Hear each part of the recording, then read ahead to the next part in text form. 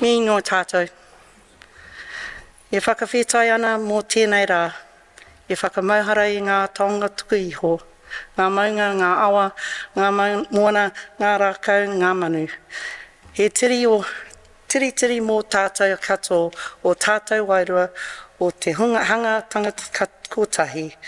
Ka mahitai ai mō te ao ahau, tino pai rawa, haumie, huie.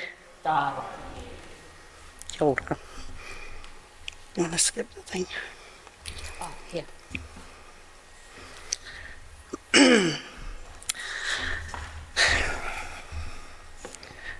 Kei aku nui, kei aku rahi, kei aku whakakamarahi ki te rangi.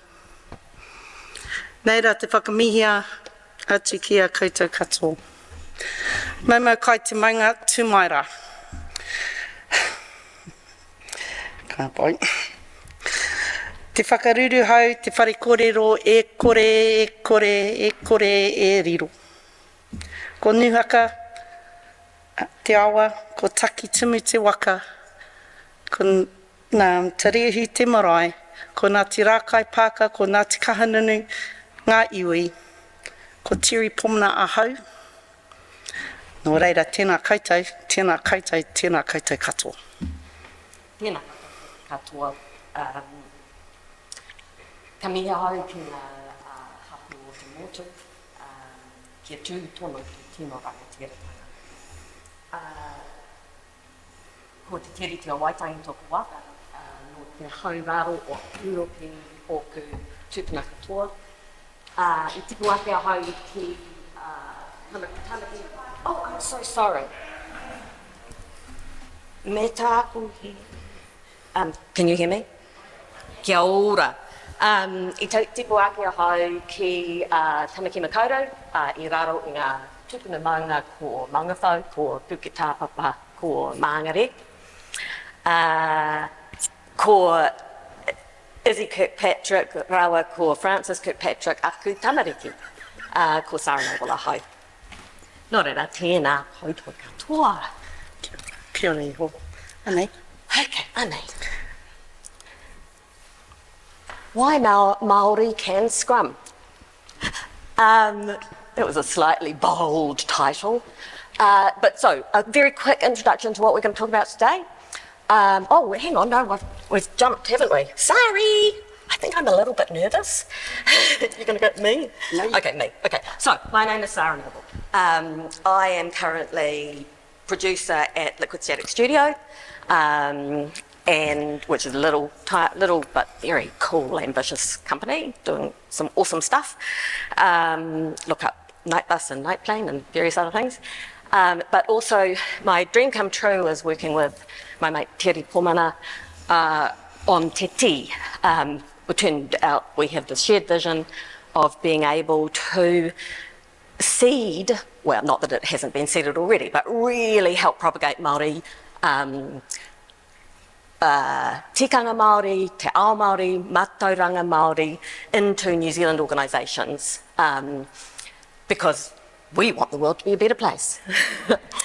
We're Te Āo because she's sweet and I'm a gossip, or vice versa. And so it's my enormous privilege to be here with Terri today. Mine too. In my mihi, I told you where I was from, where I whakapapa to, near my marae, the name of my marae and my river. I'm a sales executive for a large Australian manufacturing company. This is not my space usually. I'm usually selling to engineers. You're a lot better looking than them, I can tell you. So this was born out of Sara and I meeting at Te Wānanga o Aotearoa and starting our te reo journey together, and learning about ourselves as we went, and how we can bring that and share that with other people in a workspace.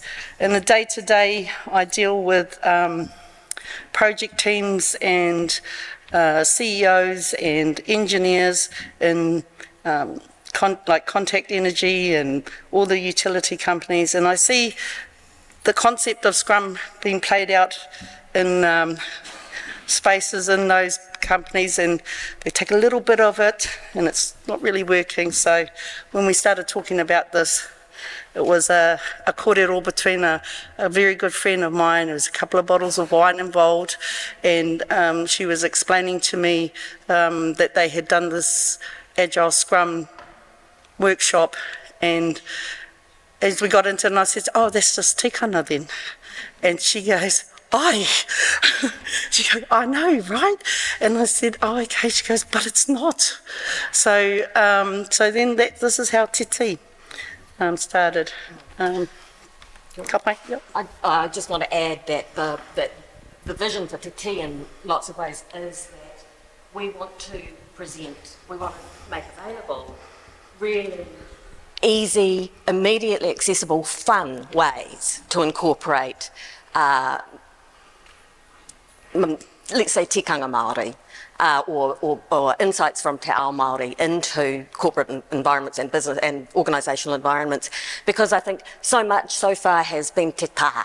There's been a lot of salt out there, and we want to be te tii. We want to be fresh and sweet and accessible, and so it's about having other journeys, other ways into this journey that don't involve maybe 10 years of te reo. I mean, I want everyone to learn te reo.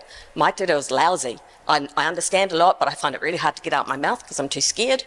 But there are other parts of the parcel which are easy ways in and can immediately add value to your organisation, which is a terrible way to put it, but it's true.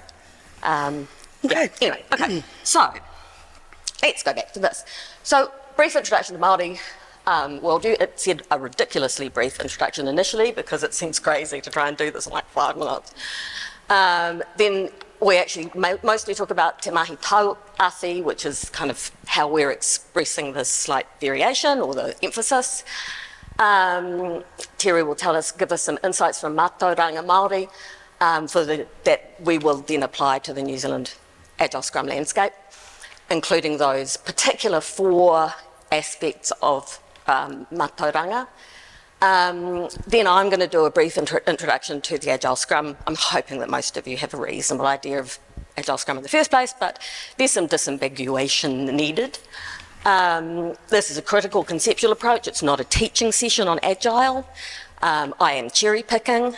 There's so much that's awesome, I think. I'm a believer, but it requires a particular attitude and skills and blah, blah, blah. So that's what we're going to talk about. We know that Agile has problems as it is currently largely used, from what I've seen. So it's my perspective as well.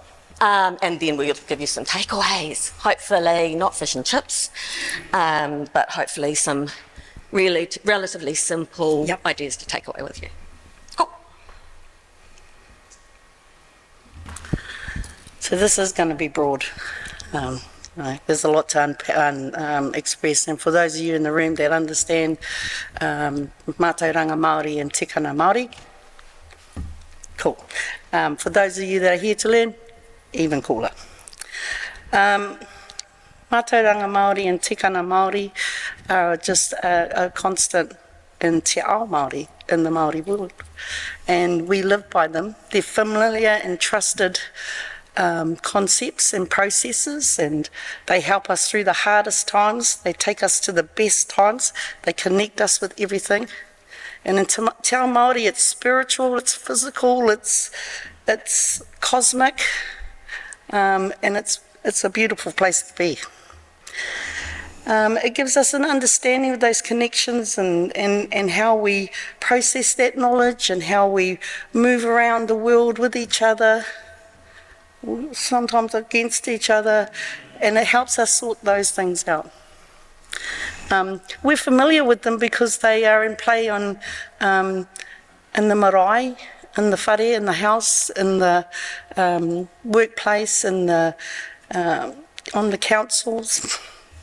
Could be better on the councils, but and we trust them because that's how we've been taught. That's how we're developing it, and that's how we're passing it on to the next generation. so that we keep that. We've lost so much. Tikanga Māori has been one of the things that we've been able to hold on to. We still follow the same processes when we do, like if you go to tangihana. It's the same process and we stick to it. There's other things that happen, and those of you that have been to tangihana, you know, it can get crazy sometimes, but it's the tikanga and the mātauranga Māori that carries you through that. And it's about being connected but not being left out or left to the side. So part of this is to shed some more light on, and beautiful, Te Reo Māori revitalisation, beautiful. Tikanga Māori will make it even make more sense to people. Yeah. Yeah. Okay.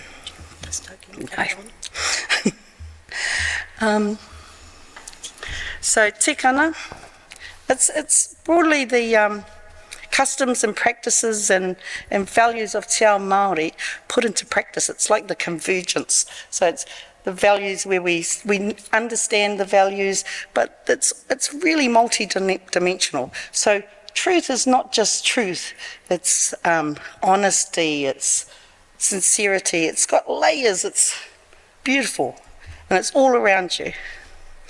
Tikanga is not just a practice and customs, it's an everyday use. It's around us and it helps us govern behaviour. How we interact, how we develop relationships in our community, outside of our community, with our leaders, with our tamariki, with our mokopuna. Cool. Yes, yeah, I guess that's tikanga, it's a long practice thing, so that's what it's familiar to us. Whakapapa, another big topic. These are big topics, and we're just trying to give you a bit of a flash. I think whakapapa plays a part in this Agile-Scrum concept because whakapapa to me is about the past, about the present, and about the future. And everything has whakapapa. This lectern has whakapapa. Everybody that's here has whakapapa, and we all grow from it, and we all enhance it, and we all push it towards the future. Our whakapapa makes us strong in who we are and what we do. And understanding, as you understand your whakapapa, and I'm still learning my whakapapa for a lot of things, and it's a learning daily space for me, and it's beautiful. It's just beautiful. I instill in my children and in my mokopuna, and currently my mokopuna are Tongan and Māori and Kuki Aireni, and we share lots of similar things, and so yeah, we do, they teach me some stuff, I teach them some stuff, but very similar, and yeah, they love it. I guess a big part of whakapapa is humility and respect. And it's about, in this space, and whakapapa's a big part of it is understanding mistakes that have happened, learning from them, not letting it go, understanding what it is and for what it means, but being allowed to make mistakes and still allow you to learn. That's part of whakapapa also. It's not just a genealogy thing. And that's one of the things about when people go through whakapapa on a marae, so often the stories are about a real kind of mixed, like this was heroic, but that was a bit of a disaster, and it's accepted, right? It's part of the acceptedness of, well, we mess up, but we are going to talk about it and be honest, be transparent. Anyway, okay. All right? Yeah. So another tikanga value we're going to talk about today that's applicable to Agile-Scrum is pono. To be pono is to be true, to be honest, and to be sincere. If you have pono in your mind and in your heart, and you come to the table with those, I don't know how to kupu Pākehā, to the table, values. you know, the values, then you're going to be looking for those values in other people also. And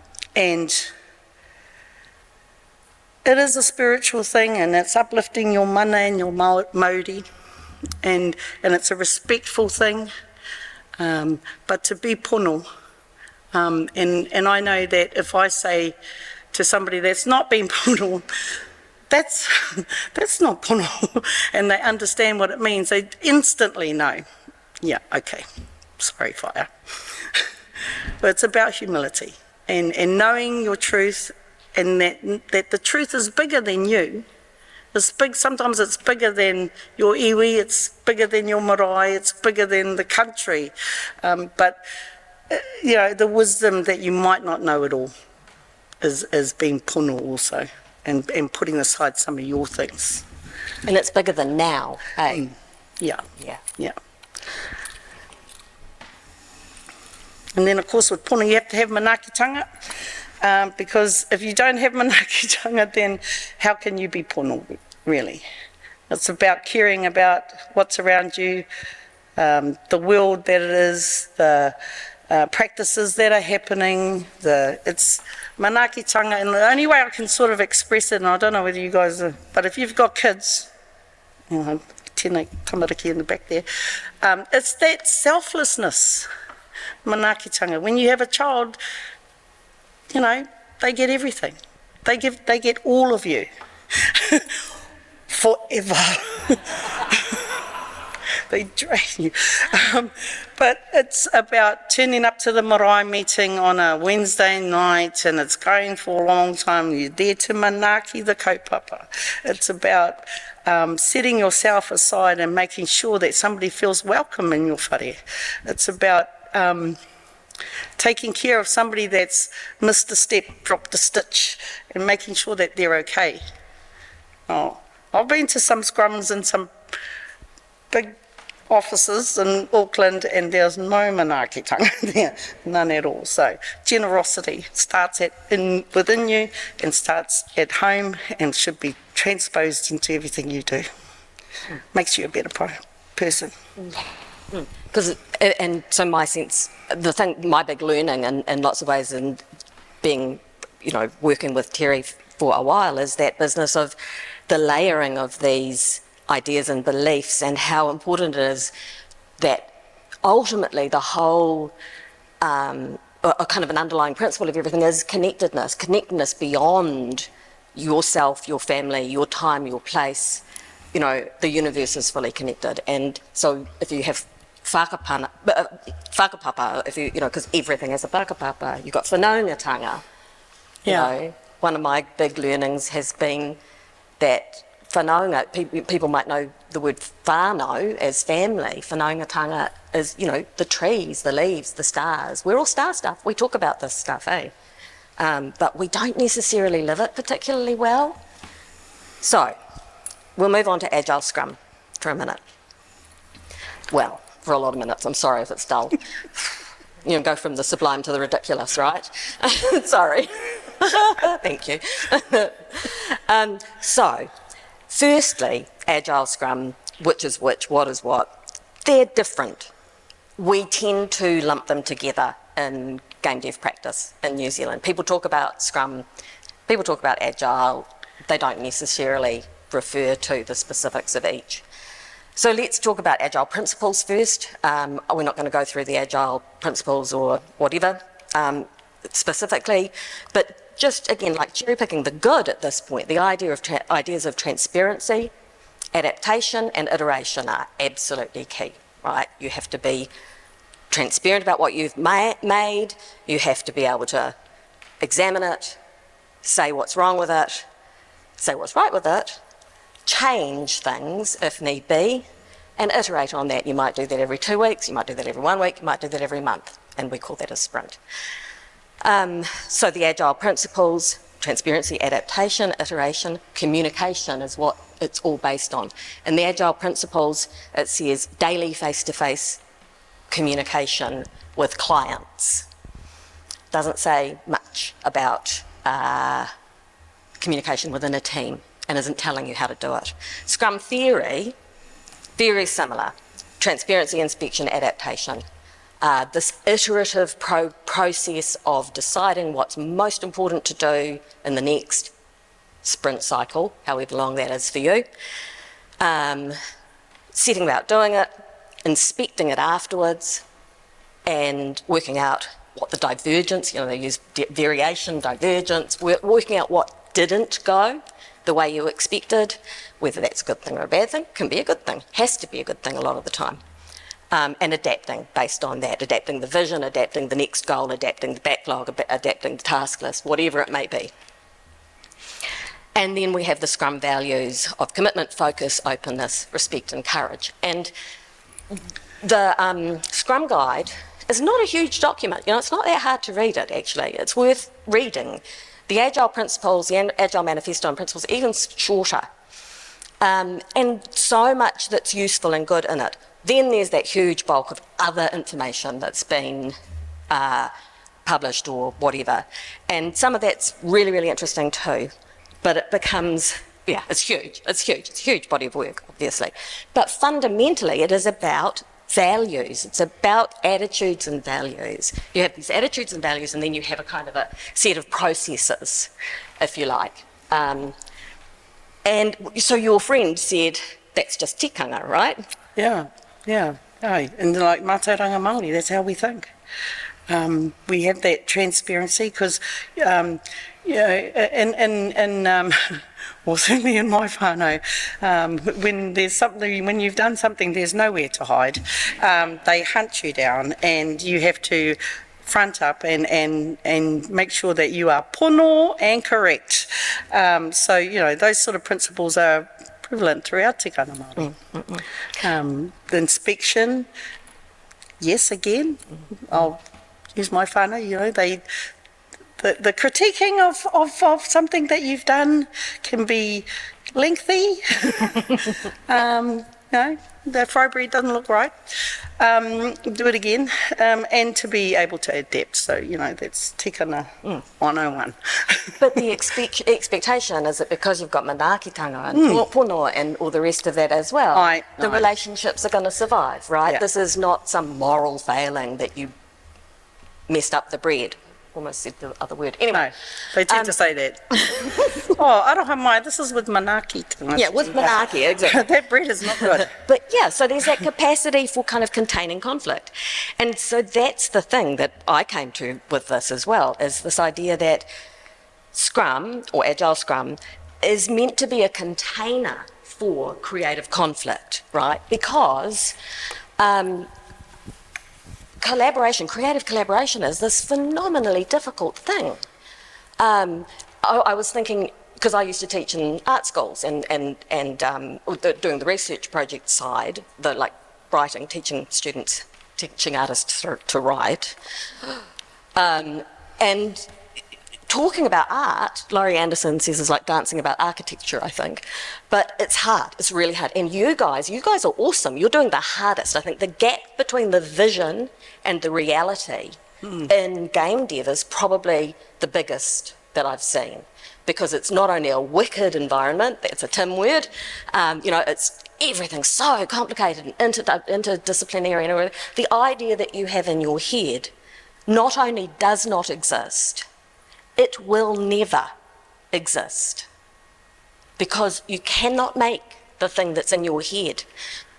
Even a word doesn't quite say what we are thinking in our heads, right? So the slippage between what you can think and what you can say and what you can make is enormous.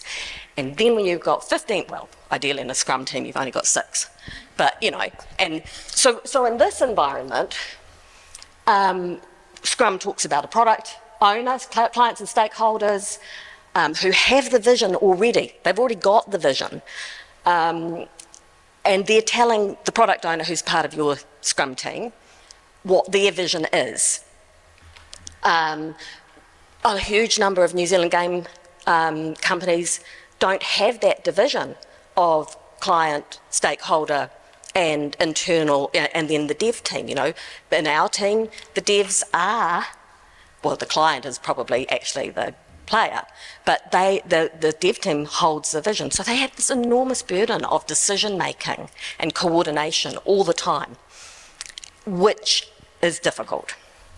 Anyway, so whoever's making the big decisions, there are also the daily, difficult, weekly, sprintly decisions that need to be made. All that planning is so potentially contentious and difficult, especially if what you're doing is saying you have to come up with a sprint goal that is immutable, and then you have to task it up, etc., etc. These are big commitments, right?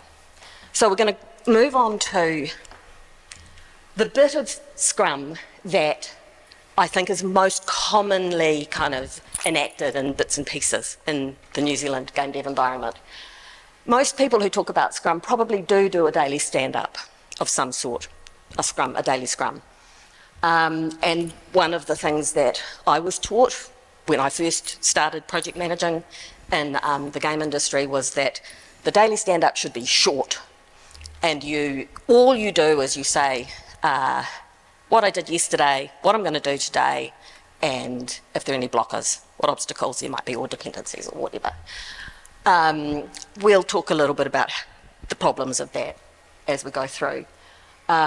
So you've got your sprint planning process, your daily Scrum, daily checking your tasks, making sure you're on track for the sprint goal, dealing with that, not changing the sprint goal even if the boss walks in and says, hey, I played Elden Ring, whatever, on the weekend, it all has to change. And then we go to the sprint review, where you're going to show the work that's been done. In strictly Scrum terms, it should be MVP as often as possible. You look at the tech debt, at whether or not you've met your vision goals, etc., etc. And if you've got your definition of done from the sprint planning, if you met your definition of done, well, you've got an increment. It goes out to the client. If you haven't, it goes back in the backlog, right? Having reviewed thoroughly and honestly your product, you then have your team retrospective. So that's about your processes, that's about your tools, whatever's got in the way, whatever the obstacles are, whatever the dependencies are. It's also about team dynamics. It's about how your communication's going, if this could be improved in one way or another. So we end up with pain points, particularly around the business of agreement, or the need or sense of need to agree, creating conflict, which makes planning really painful. Also retrospectives can be really painful.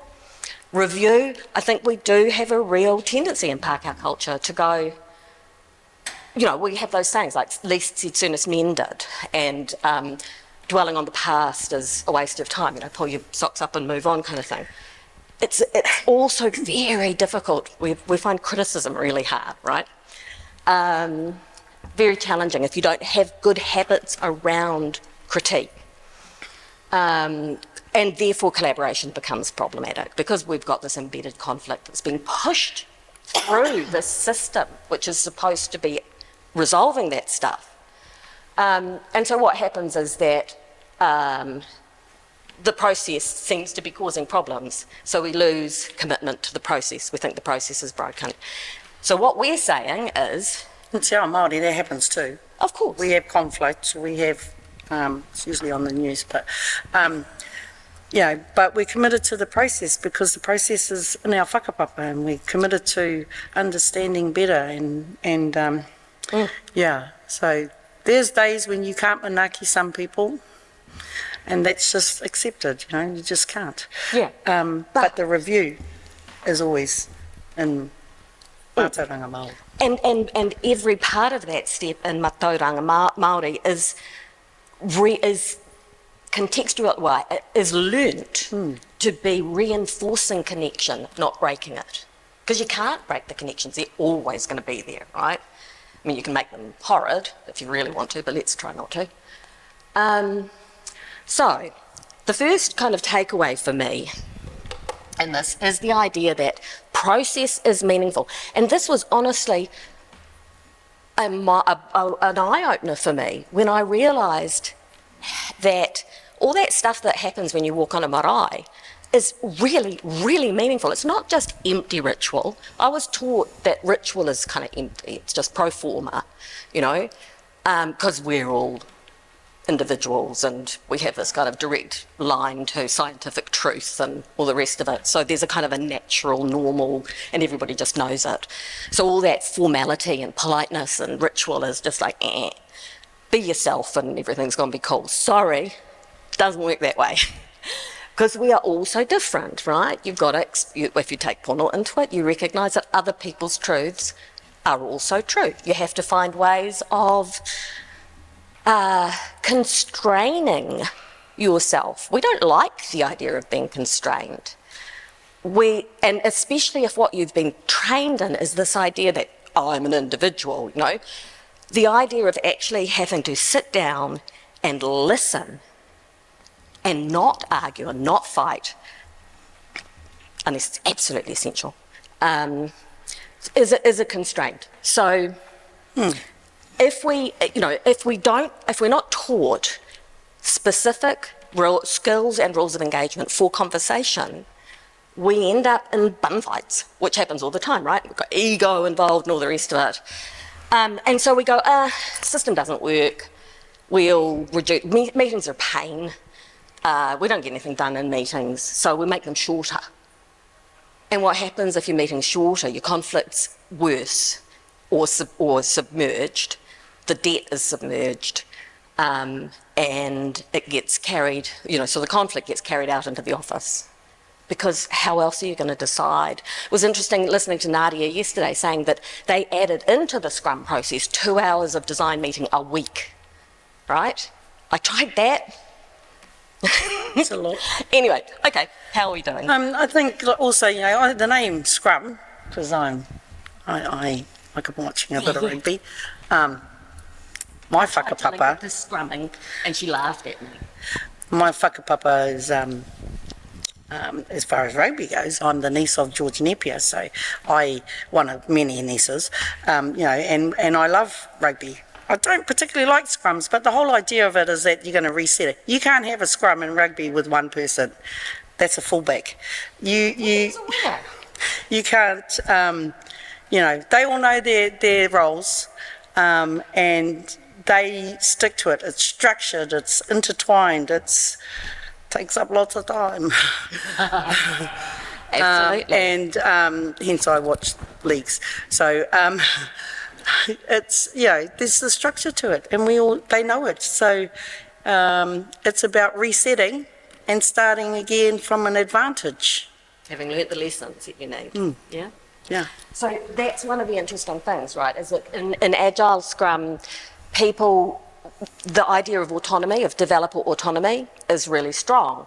You know, we're told in Agile, we're told give your team, your team, the work should be done by motivated individuals. You get motivated individuals, you provide them with the environment and support they need, and they will and let them get it done. And self-organising teams are the most productive.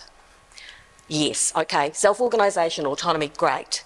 But the Scrum Manifesto also says the Scrum framework is immutable. While implementing only parts of Scrum is possible, the result is not Scrum. Scrum exists only in its entirety. So the autonomy and self-organisation occurs within the Scrum framework.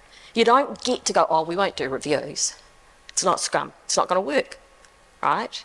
You start ditching those bits, the system's broken. But the system's also broken if you don't have the skills to make the communication and the outcomes work. Okay, so, pono.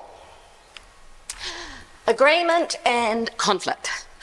So we have this belief in having to agree. And I think that, again, the Pākehā approach, sorry if people kind of find the, oh my God, Pākehā Māori thing. It's true, you know, generalisations are generally wrong, but on the other hand, there's some truth.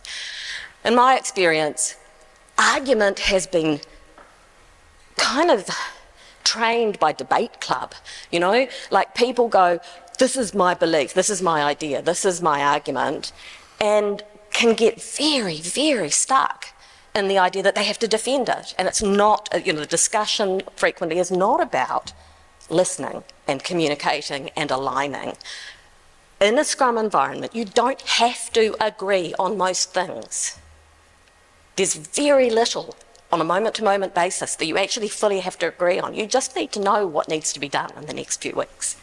Reality will tell, right? We can't see the future, let reality win. I've seen so many big arguments where people have fought tooth and nail for literally hours, not come to an agreement, maybe gotten close, and they all come back the next day or the day after, and they've changed their minds, right? So you don't need to do that. You have to stop. If you're getting dug into a zero-sum discussion, this idea of winning or losing, rather than actually trying to find the thing that works, recognising that the other person's idea is probably actually as good as yours and might well be better, rather than fighting to the death for your idea, as soon as you're dug into that kind of conflict, stop. It's not worth it. And so we have the marae environment where... Well, that whakataki along the bottom sort of sums it up. Yeah. Keep together, keep close, not wide apart. Yeah. And sometimes it's a bit like when you're younger and somebody says a whakataki and you're like, eh? What? And then as you get older, you understand. It is about keeping together, and you're all supposed to be on the same kaupapa heading towards the end, whether it's a game, whether it's a project, whatever, whether it's a deciding on what we're going to do next year at the marae to fix or whatever the kaupapa is. You're all there for a common reason, whether that's your business or whether that's your job or what have you. You're there, so make it count, make it real. Get some value out of it. And one of the things I've learnt from Terri as well, have I ever, is the idea that... is that just by sincerely and honestly saying what you think, what you believe, and then truly listening to what the other person sincerely and honestly believes and thinks, you've already kind of integrated part of their universe into your own. So there's a natural process of alignment that occurs in that if you're open to it. If you're not just... Because one of the things we talk a lot about is the idea of communication being... Communication sounds like talking. Everybody says, what's the most important thing about communication? Listening. But how many people really, really do that? How many people really have the skills? And if you don't already have the skills, can they be learned? Okay. This timing's a bit off. No, we're good. No, we're really good. Okay, so the next bit is manaakitanga. And I think that one of the problems, so we've talked about manaakitanga being support, being generosity, being giving to others, out of your strength and being open to being given to by others from their strengths. I'll give you an example. In Australia, the company that I work for have a big team that we concentrate a lot of money and time and effort into DIFOT. And there's one person that brings the laptop. So they all sit there and wait for that one person to arrive instead of using a bit of manaki and just... Everybody take a laptop, then you can start it and get going if he doesn't arrive. That sort of small things like that take some stress off people and they're not, carrying that load. It's about sharing and making sure that as a team we're going to get through this and we're going to move to the next bit and we're going to move to the next bit. So like us. Exactly. No, we're ahead. Look, that says 41 and that says 244. We're all good. So in the Agile manifesto, principles, says our highest priority is to satisfy the customer through early and continuous delivery of valuable software. What is the highest value that is being highest priority? It's either the software or the customer. It's not you guys. It's not the people who are making the thing, right? On the other hand, the Scrum team commits to achieving its goals and to supporting each other. Now, I know I'm cherry-picking, Tim. I know there's way more to it than this. But there's very little in either system. They didn't set it up to have the mechanisms of support built into these systems. But if we're not good at it, we need to learn it. We need to work on those things. Stand Up is one of the places where I think it's really obvious that this is broken in lots of teams that I've only really worked closely with one team, but they've worked with other teams, and I've talked to them, I've talked to other people, blah, blah, blah. Anyway, so if you're going into Stand Up going, this has to be really quick, because meetings are a waste of time and everyone gets into a fight anyway and we don't do anything. If you're going to stand up and saying, what I did yesterday, oh, I did this and this and this, today I'm going to do such and such, no blockers. Or I need so-and-so to give me the key for such and such, or whatever it is, whatever your dependency is. You are definitely not working hard at collaborating under those circumstances. Firstly, and you're not being transparent, firstly, the first question should be, what was I going to do yesterday that I didn't get done, and why, right? That reveals a blocker that needs to be dealt with. Maybe you had a headache. That's cool. Admit it. Don't cover it up. Don't bury the debt. Don't worry about being blamed. Half of us are probably neurodiverse. I need to bloody sleep half the time, So be real about it. And then the other half of the time I work like blazers and get heaps more done than lots of people. Be honest about that. What didn't go right yesterday? How can we address that? What am I going to do today? Sure, dependencies. But so, in a manaakitanga, if you're applying manaakitanga to stand up, what are you going to ask? You're going to ask, what do you need? This is what I need. What do you need? How are we doing in terms of productivity? Yeah, take the notes about the tasks, tick things off, rearrange things. What do you need? That's what stand-up should be about. Yeah? Yeah. So then we have the bit of research that Tim brought to my attention from Project Aristotle, which shows that the most significant determinant of team success is psychological safety. It's not how many points you can tick off. It's not whether or not your velocity's working. It's psychological safety. What's psychological safety based on? The capacity to be vulnerable and trust. Tim McKenzie, my awesome Agile coach in training, he says. Okay, so support. You're a team. Whakapapa. Review. That resistance to talking about the past that we've already mentioned. Scrum doesn't work if you're not willing to admit your mistakes and dig into the difficult stuff. So you need the manaakitanga to be able to do this safely, right? Review your language of review. It's not about blame, it's not about humiliation. We're quite good at going, oh, I fucked that up.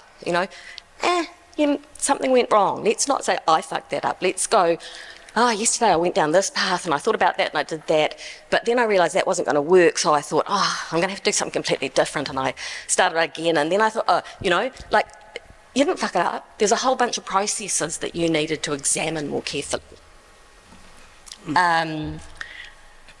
What didn't you do yesterday? What went wrong with the sprint?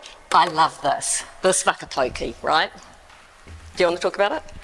Yep. So, that sometimes people sort of look at that and think, what?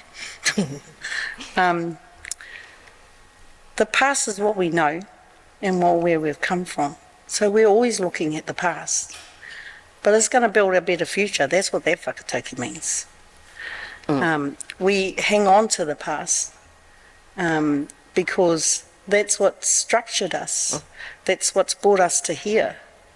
We learn from it and we try to make it better.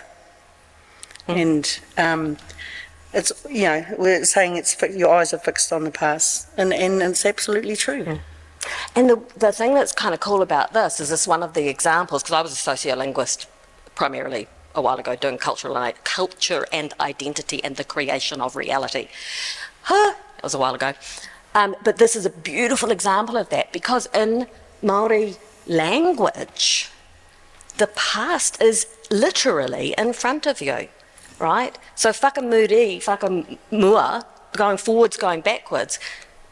When you're talking about history, when you're talking about going in, moving through time, literally in Te Āo Māori, the past is in front of you. Mua is the past, and muri, am I getting them the right way around? Sorry, folks. I know that in the abstract sense that's correct. I might get the words mixed up. Okie dokie. So as a little bit of a wind up, winding you up, takeaways. Tikanga, all of it's tikanga. Scrum is tikanga if it's theory enacted in practice, right? So if your values are actually what is underpinning the practice, this is where Tim and I totally agree, I think. Theory is that Agile is a set of values. The values, the way you manifest values has to be learnt. These are skills and behaviours that aren't necessarily the ones that get fully reinforced in Western, individualist, competitive, corporate, zero-sum, product-orientated environments. Because what happens? You're ending up being exploited for dollars rather than working well with the values of looking after each other, looking after the team. If you're looking after each other and the team, the product's actually going to be pretty good, right? Put the team first. So learning and practicing new habits is what we want to help people with by bringing Māoritanga, tikanga Māori, etc., mātauranga Māori to corporate environments. But start with the values, but you're going to have to challenge, because if you've got attitudes and values and process, you still need skills and behaviours to lock them in. And we don't have them. We don't actually have particularly good automatic skills for rules of engagement for meetings, consensus building, true listening, etc., etc. We're a bit too zero-sum about all of that. Te mahi tauawhi. Yeah, I mean, this is a snapshot. When I say broad, I'm being broad. So part of our mahi that we want to carry on with and be able to offer is to go a bit deeper than what we're doing today. And to squish it in is to devalue it, and I particularly want to squish it. So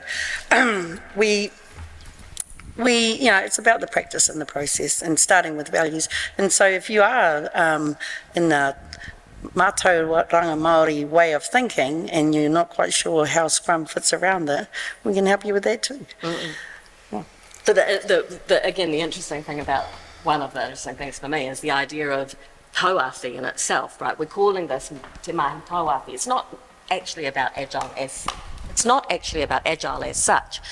Awhi, you might know, awhina is to help, awhi is to hug.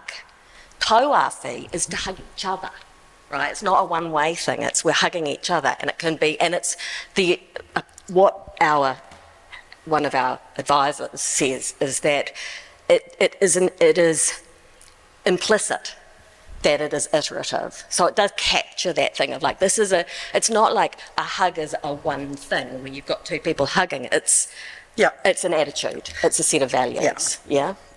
And it has to be carried on. Yeah, I think sometimes we get too caught up in the name and trying to describe it and put it into a Western construct. It's just a name. It's what I'm trying to say to you and impart on you is that this is about more than just a name. It's a way of being and a way of value. Tauawhi is a name that we're using, but might be something next week, might be something else. Yeah, it's like, call it what you like. But, on the other hand, me being the kind of Pākehā who wants to dissect things and put them into priority order and, tick lists, things off lists, I also think it's really, really hard to do everything everywhere all at once. Yeah. And so I do think that's the thing with mātauranga Māori. It is doing everything all at once, all the time. But for every that day. You have to have grown up with it, right? You actually, it becomes internal. I think you have to appreciate that it happens. 100%. For the get-go, because it does happen, really. But so it's a different way of being. We said that at the beginning. So what I want to be able to do, what I would, I'm very driven by this idea of, oh my God, we have to give these people takeaways. We have to chop things up into bite-sized bits that they can go, oh yeah, that really works. I can remember that.